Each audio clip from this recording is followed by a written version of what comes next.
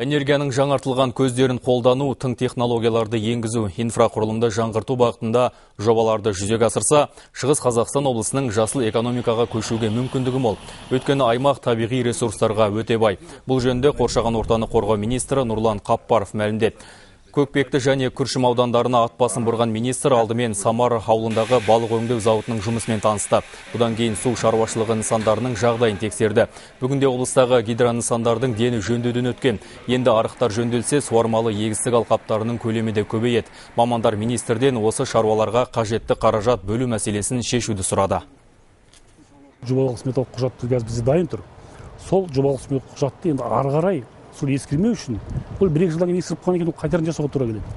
Сол себептен соны қайтып жасатпау үшін соны біз тезірек қарап, соны қаражат бөлуге мен ықпал жасауға соны сұранды. Үш гидрообъектілер жайында әңгімелестік осы әкімшілікпен. Енді сол келесі жылға бюджетке кіргіземіз деп ойымыз бар. Сол министрлік жағынан сол проектілерді қолдаймыз